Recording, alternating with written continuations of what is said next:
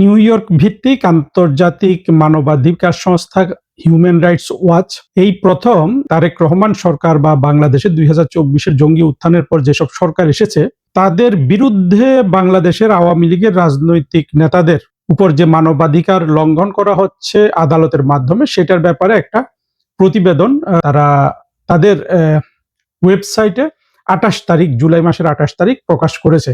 এই প্রতিবেদনটাকে সুস্পষ্টভাবে বলা হয়েছে যে তারেক রহমানের সরকার রাজনৈতিক প্রতিশোধ পরায়ণতা গ্রহণ করছেন আদালতকে ব্যবহার করে এই আইসিটিতে আওয়ামী লীগের নেতাদের বিচার করে। প্রতিবেদনটা বেশ বড়, আমি একটু পড়ি আপনাদের জন্য। আমি এটা বাংলায় তর্জমা করেছি এবং একটু পড়ি। হিউম্যান রাইটস ওয়াচ আজ বলেছে, বাংলাদেশের কর্তৃপক্ষ দেশের আন্তর্জাতিক অপরাধ ট্রাইব্যুনালে আন্তর্জাতিক আইনি মানদণ্ড সমুন্নত রাখতে ব্যর্থ হয়েছে। এসব ব্যর্থতা ভুক্তভোগীদের ন্যায় বিচার থেকে বঞ্চিত করা, আইনের শাসনকে দুর্বল করা, রাজনৈতিক বিরোধীদের অন্যায়ভাবে কারারুদ্ধ করা এবং অতীতের অধিকার লঙ্ঘনের পুনরাবৃত্তির ঝুঁকি তৈরি করেছে। 27 জুলাই প্রসিকিউটররা মানবতা বিরোধী অপরাধ ও গণহত্যার অভিযোগে 41 জনের বিরুদ্ধে অভিযোগ দাখিল করেন। ট্রাইব্যুনাল রাজনীতিবিদ, নিরাপত্তা বাহিনীর সদস্য এবং এমনকি সাংবাদিক সহ বিভিন্ন ব্যক্তির বিচার করছে, যাদের বিরুদ্ধে সাবেক প্রধানমন্ত্রী শেখ হাসিনার আওয়ামী লীগ সরকারের অধীনে গুরুতর মানবাধিকার লঙ্ঘনের অভিযোগ রয়েছে। 15 বছরেরও বেশি সময় ধরে ক্রমশ কর্তৃত্ববাদী হয়ে ওঠা শাসনের পর 2024 সালে বিক্ষোভের মাধ্যমে এই সরকারের পতন ঘটে। দেখেন, ভালো কথা বলেও এখানে কিন্তু আওয়ামী লীগ সরকারের বদনাম করছে, এবং আওয়ামী লীগ সরকারের বদনামগুলো কেন করে সেটা নিয়ে আমি এই ভিডিওটা শেষের দিকে কথা বলবো। হিউম্যান রাইটস ওয়াচ লিখছে, মানে এই প্রতিবেদনে হিউম্যান রাইটস ওয়াচের এশিয়া বিভাগের উপপরিচালক মীনাক্ষী গাঙ্গুলি বলেন, শেখ হাসিনা সরকারের অধীনে সংগঠিত বহু নির্যাতনের জন্য যারা দায়ী তাদের যথাযথভাবে জবাবদিহির আওতায় আনা উচিত। কিন্তু অনেক বিচারই আন্তর্জাতিক ন্যায্য বিচারের মানদণ্ডের নিচে থাকছে। বাংলাদেশের জরুরি ভিত্তিতে তার ফৌজদারি বিচার ব্যবস্থা সংস্কার করা দরকার এবং নতুন সরকারকে নিশ্চিত করতে হবে যে নিম্নমানের তদন্ত, নির্বিচার অভিযোগের মাধ্যমে রাজনৈতিক প্রতিহিংসা চরিতার্থ করার কোনো সুযোগ নাই। অর্থাৎ তারা যে নিম্নমানের বিচার করে রাজনৈতিক প্রতিহিংসা করছেন সেইটা কিন্তু এই প্রতিবেদনটাতে বলা হচ্ছে। ট্রাইব্যুনাল 2024 সালের জুলাই ও আগস্টে শিক্ষার্থীদের নেতৃত্বাধীন বিক্ষোভে নিরাপত্তা বাহিনীর দমন পীড়নের সঙ্গে সম্পর্কিত মামলাগুলোর শুনানি করছে। ওই দমন পীড়নে 800 জনের বেশি মানুষ নিহত এবং হাজার হাজার মানুষ গুরুতর আহত হন, যা শেষ পর্যন্ত আওয়ামী লীগ সরকারের পতন ঘটায়।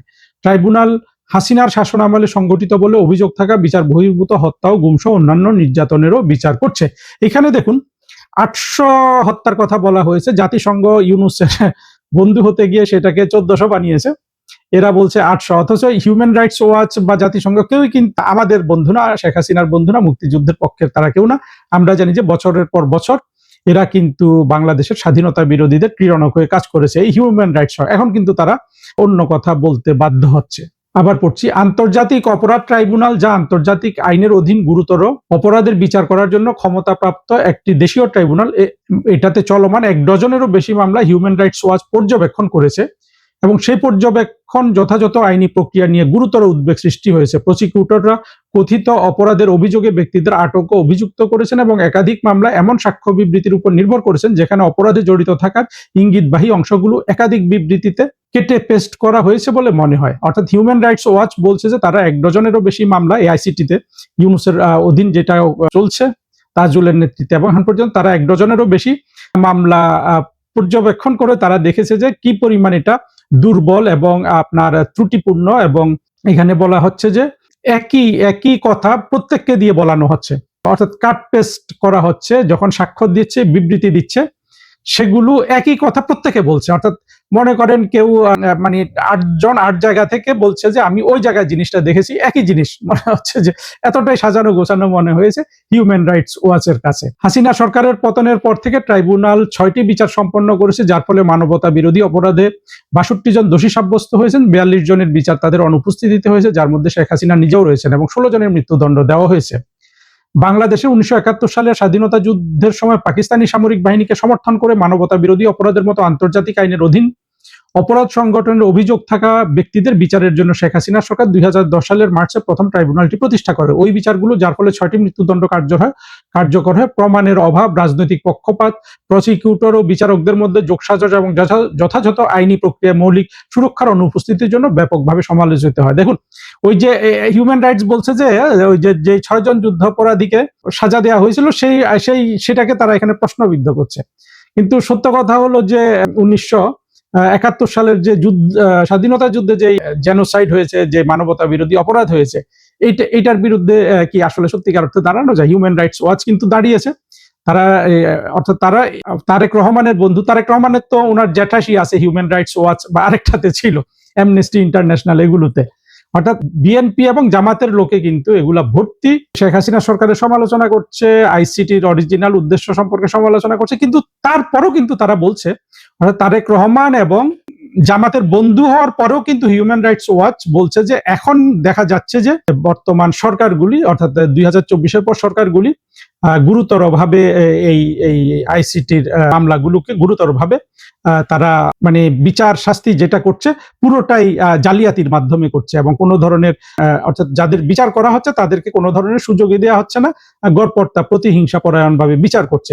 মুশকিল মানে যেটা দেখার বিষয় হলো যে হিউম্যান রাইটস ওয়াচ পর্যন্ত, যারা সবসময় দেখা গেছে বাংলাদেশের স্বাধীনতা বিরোধীদের বন্ধু, তারাও কিন্তু বর্তমানে এখন তো তারেক রহমানের সরকার, ওনার বিরুদ্ধে বলতে হয়, তারা যেইভাবে আইসিটির মামলা পরিচালনা করছে এবং প্রতিশোধ নিচ্ছে আওয়ামী লীগের নেতাদের বিরুদ্ধে, বিচার বিভাগ অর্থাৎ বিচার বিভাগ, আইসিটিও তো বিচার বিভাগেরই একটা অংশ, বিচার বিভাগকে এক্সপ্লয়েট করে, সেটা এখন আর হিউম্যান রাইটস ওয়াচও কিন্তু তারেক রহমান সরকারের বন্ধু হয়েও আসলে আপত্তি না জানিয়ে আর পারছে না। 2024 সালে বিক্ষোভকারীদের আন্দোলনে হাসিনা সরকারের পতনের পর একটি অন্তর্বর্তী সরকার ট্রাইব্যুনাল পরিচালনাকারী আইন সংশোধন করে এবং এখতিয়ারের অধীনে অপরাধগুলোর সংজ্ঞা আন্তর্জাতিক মানদণ্ডের সঙ্গে সামঞ্জস্যপূর্ণ করার জন্য পরিবর্তন আনে। তবে হিউম্যান রাইটস ওয়াচ দেখতে পায় এসব সংশোধনী একই ধরনের অপরাধ নিয়ে কাজ করা আন্তর্জাতিক আদালতগুলোর সমতুল্য যথাযথ আইনি প্রক্রিয়া কার্যপদ্ধতিগত মান নিশ্চিত করতে ব্যর্থ হয়েছে। প্রধানমন্ত্রী তারেক রহমানের বাংলাদেশ জাতীয়তাবাদী পার্টির নেতৃত্বাধীন বর্তমান সরকার 2026 সালের ফেব্রুয়ারিতে নির্বাচিত হয়ে এবং আর কোনো সংশোধনী আনেননি। এই কথার মানে হলো যে ইউনুস একটা ভাব দেখিয়েছিল যে সে এই আইসিটির ব্যবস্থাপনা সংক্রান্ত আইন যুগী করছে, আন্তর্জাতিক মানের করছে, এটা সারা পৃথিবীকে দেখিয়ে শেখ হাসিনা সহ সবার বিচার শুরু করেছে। কিন্তু ইউনুস যে বিশ্ব বাটপার, এই কথাটা এখানে বললে আমি খুশি হতাম। আমরা সবাই জানি যে এই বিশ্ব বাটপার, সেগুলা ওদের চোখে যেমন ধোঁকা দিয়েছে, কিন্তু কার্যকর কাজটা করেছে তার উল্টো, এবং তারেক রহমানের সরকার সেই কাজটাই করে যাচ্ছে। অর্থাৎ আন্তর্জাতিক আদালতগুলোর সমতুল্য যথাযথ আইনি প্রক্রিয়া কার্যপদ্ধতিগত মান নিশ্চিত না করে ইউনুস করার কথা বলে উল্টোটা করেছে, আর তারেক রহমানের সরকার একই জিনিস চালিয়ে যাচ্ছে। তারপরে লিখছে, ট্রাইব্যুনাল পরিচালনাকারী আইন এখনো প্রসিকিউটরদের কোনো প্রমাণগত ন্যূনতম মানদণ্ড পূরণ না করেই ব্যক্তিদের গ্রেপ্তারের নির্দেশ দেওয়ায়, আটক রাখার লিখিত কারণ না জানিয়ে মাসের পর মাস বন্দীদের আটক রাখার এবং পৃথক কোনো আদালতে অন্তর্বর্তী আপিলের কোনো অধিকার না দেওয়ার সুযোগ দেয়। বুঝেন, মানে কোনো অধিকার দেয় না, এটা বললেই হয়। আবার বলি, ট্রাইব্যুনাল পরিচালনাকারী আইন এখনো প্রসিকিউটরদের কোনো প্রমাণগত ন্যূনতম মানদণ্ড পূরণ না করেই ব্যক্তিদের গ্রেপ্তারের নির্দেশ দেওয়ার, আটক রাখার লিখিত কারণ না জানিয়ে মাসের পর মাস বন্দীদের আটক রাখার এবং পৃথক কোনো আদালতে অন্তর্বর্তী আপিলের কোনো অধিকার দেয় না। এটা আমার মনে হয় বুঝতে পেরেছেন। প্রসিকিউশন তার প্রমাণ প্রকাশ করার 3 সপ্তাহ পরে বিচার শুরু হতে পারে, ফলে প্রতিপক্ষের যথাযথ প্রস্তুতির জন্য খুব সামান্য সময় থাকে। আসামির অনুপস্থিতিতে বিচার যথাযথ সুরক্ষা ছাড়াই অনুষ্ঠিত হয়, যার মধ্যে আসামির নিজের পছন্দের আইনজীবী দিয়ে প্রতিনিধিত্ব পাওয়ার অধিকার অন্তর্ভুক্ত, এবং ট্রাইব্যুনাল প্রতিরক্ষা আইনজীবীদের সাক্ষীদের জেরা করার সক্ষমতা সীমিত করে।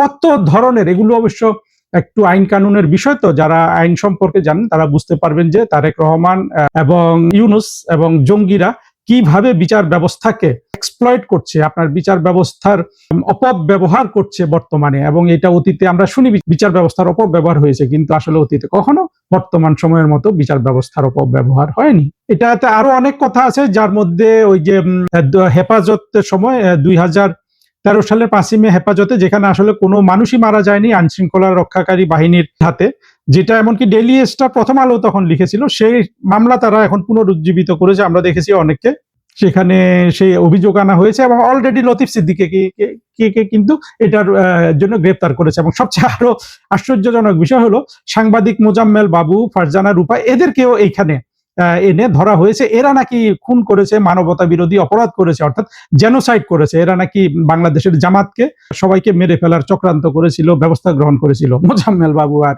ফারজানা রূপা, কি অদ্ভুত ব্যাপার না? হিউম্যান রাইটস ওয়াচ দেখতে পেয়েছে যে ট্রাইব্যুনালের প্রসিকিউটর ও বিচারকরা তদন্ত কর্মকর্তাদের রেকর্ড করা এমন সব বিবৃতির উপর নির্ভর করছে যেখানে একাধিক বিবৃতির একই অংশ পুনরাবৃত্ত হয়েছে, যা সেগুলো সত্যতা নিয়ে সন্দেহ সৃষ্টি করেছে। অর্থাৎ 10 জনই একই কথা বলতেছে। কেউ ধরেন ঢাকা থেকে আসছে, কেউ চিটাগং থেকে এসছে, কেউ খুলনা থেকে আসছে, কথার কথা বোঝানোর জন্য সবাই এক কথা বলছে, অর্থাৎ শিখিয়ে দেয়া বলি। তো হিউম্যান রাইটস ওয়াচ আসলে তারেক রহমানের সরকারকে এখানে সম্পূর্ণরূপে না, মানে আংশিকভাবে এক্সপোজ করেছে, কিন্তু এক্সপোজটা এতই যে এটা কিন্তু অনেকটুকু এক্সপোজ করা, এবং বাংলাদেশের আওয়ামী লীগের উচিত হলো এটার বেসিসে আসলে সারা পৃথিবীতে সবাইকে এখন আওয়ামী লীগের উপর যে অত্যাচার হচ্ছে সেগুলো দেখানো। হিউম্যান রাইটস ওয়াচ দেখতে পেয়েছে যে ট্রাইব্যুনালের ডক্টর মোহাম্মদ হাসান মাহমুদ চৌধুরী, কি সাবেক আইজিপি কে না সাবেক পররাষ্ট্রমন্ত্রীকে মিন করেছে জানি না, যেখানে 2024 সালের 16-18 জুলাই এবং 4 আগস্ট চট্টগ্রাম শহরের কেন্দ্রে সংগঠিত হত্যাকাণ্ড নিয়ে আওয়ামী লীগের 22 জন রাজনীতিবিদ ও কর্মীর বিরুদ্ধে ট্রাইব্যুনালে 3টি অভিযোগ নির্ধারণ করেছে। প্রসিকিউশনের প্রমাণে একটি গুরুত্বপূর্ণ অংশ হলো 55টি সাক্ষ্য বিবৃতি যা প্রকাশ করা হয়েছে। এই 55টাই একই কথা, প্রত্যেকে একই কথা বলছে। 6 লাইনের একটি অংশ যা 14টি পৃথক বিবৃতিতে প্রায় শব্দে শব্দে একইভাবে দেখা যায়। সেখানে দাবি করা হয়েছে যে নাম উল্লেখ করা 7 জন রাজনীতিবিদ তাদের পরিকল্পনা, অর্থায়ন, উস্কানি ও নির্দেশনার মাধ্যমে আওয়ামী লীগ সন্ত্রাসীদের ব্যবহার করা 6 জনকে হত্যা করা হয়েছিল। আচ্ছা, মোট কথা হলো এখানে বিষয়টা বোঝেন।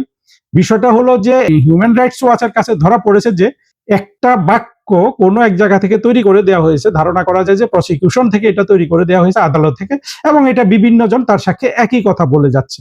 মানে এটা কিন্তু সম্পূর্ণ যে একটা জালিয়াতির ব্যাপার, এইটা হিউম্যান রাইটস ওয়াচের দৃষ্টিগোচর হয়েছে। হিউম্যান রাইটস ওয়াচ আরো একটা জিনিস নিয়ে এসছে, যেটা ওই যে প্রসিকিউটর যে ঘুষ চেয়েছিল সেটা কি লিখেছে দেখেন। একই মামলায় 22 অভিযুক্তের একজন হেফাজতে থাকা আওয়ামী লীগের জ্যেষ্ঠ রাজনীতিবিদ ABM ফজলে করিম চৌধুরীর প্রতিরক্ষা দল সাংবাদিকদের এমন কিছু রেকর্ডিং সরবরাহ করে যেগুলো কথিতভাবে ট্রাইব্যুনালের একজন প্রসিকিউটরকে বছরের শুরুতে 1 কোটি টাকা, 82,000 মার্কিন ডলার দেওয়ার বিনিময়ে করিমের জামিন নিশ্চিত করে দেওয়ার প্রস্তাব দিতে ধারণ করেছে। বিষয়টি প্রকাশের পরও প্রসিকিউটর পদত্যাগ করেন, কিন্তু প্রধান প্রসিকিউটরের কার্যালয়ে এখনো তার তদন্ত শেষ করেনি। অন্যদিকে বিচারকরা অভিযোগ গঠনের কার্যক্রম এগিয়ে নিয়েছেন এবং 6 আগস্ট বিচার শুরু হওয়ার কথা রয়েছে। আসলে দেখেন, যখন কোটি টাকা দিলে না জামিন দিয়ে দেয়া যাবে এমন ব্যাপার থাকে, তাহলে তো আসলে সেই বিচার প্রক্রিয়ার আর কোনো গ্রহণযোগ্যতা থাকে না। হিউম্যান রাইটস ওয়াচ কিন্তু এই জিনিসটা আবার ভালোভাবে তুলে এনেছে। মীনাক্ষী গাঙ্গুলি বলেন, বাংলাদেশের কর্তৃপক্ষকে স্বীকার করতে হবে যে তারা অতীতের নির্যাতনের পুনরাবৃত্তি করতে পারে না। যখন আওয়ামী লীগ রাজনৈতিক উদ্দেশ্য প্রণোদিত দমন পীড়ন চালিয়েছিল, তবে একই সাক্ষ্য একাধিক বিবৃতিতে পুনরাবৃত্ত হওয়ার পর ভিত্তি করা অভিযোগ একটি বিশ্বাসযোগ্য বিচার প্রক্রিয়ার অভাব দেখায়, যা আবারও ভুক্তভোগী এবং তাদের পরিবার এবং বাংলাদেশের সব মানুষের প্রতি ন্যায় বিচার নিশ্চিত করতে ব্যর্থ হবে। বাংলা অনুবাদ করতে গিয়েও একটু গন্ডগোল হয়েছে, আমি পড়ছি, কিন্তু যেটা ক্লিয়ার হলো যে হিউম্যান রাইটস ওয়াচ এবার বলছে যে তারেক রহমানের সরকার এই আইসিটিতে যে মামলা হচ্ছে সেটা আসলে একটা প্রহসন হচ্ছে, সেটা রাজনৈতিক প্রতিহিংসা হচ্ছে। আওয়ামী লীগেরও দোষ দিচ্ছে, বাট বলছে যে আওয়ামী লীগ অতীতে যেটা করেছে সেই ভুল কিন্তু আপনারা পুনরাবৃত্ত করছেন। আমার মনে হয় আমরা অবশ্যই human rights watch Awami League নিয়ে যেভাবে লেখে, এগুলা কিন্তু এই আইরিন খানদের শিখিয়ে দেয়া, জামাতের শিখিয়ে দেয়া কথাবার্তা। বাস্তব অবস্থা কি সেই নিয়ে আসলে আওয়ামী লীগ তো কখনো হিউম্যান রাইটস ওয়াচ বলুন, অ্যামনেস্টি ইন্টারন্যাশনাল বলুন, এই জায়গায় কখনো ঢুকতেই পারেনি। এবং আমরা জানি যে বাংলাদেশের সব দলের মানবাধিকার সংগঠন আছে, আওয়ামী লীগের কিন্তু কোনো মানবাধিকার সংগঠন নাই। এই যে আদিলুরের যে অধিকার, আদিলুর রহমান খানের অধিকার, আদিলুর যে দস্যু ইউনূসের উপদেষ্টা ছিল, এইভাবে অসংখ্য মানবাধিকার সংগঠন কাজ করে জামাতের হয়ে, বিএনপির হয়ে। দুঃখের বিষয়, মুক্তিযুদ্ধের পক্ষে সত্যি আওয়ামী লীগের হয়ে কোনো সংগঠন কাজ করে না, কারণ তারা কখনো কোনো সংগঠন গঠনই করেনি।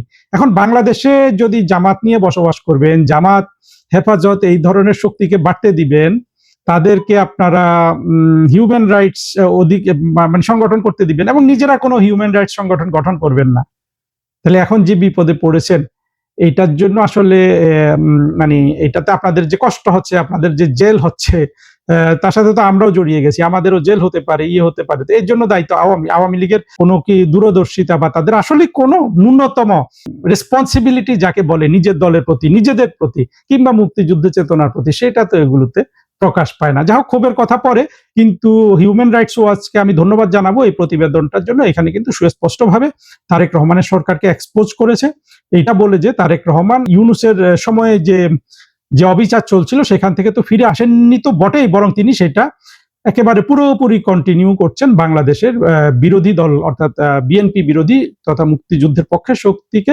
ধ্বংস করে দেওয়ার জন্য।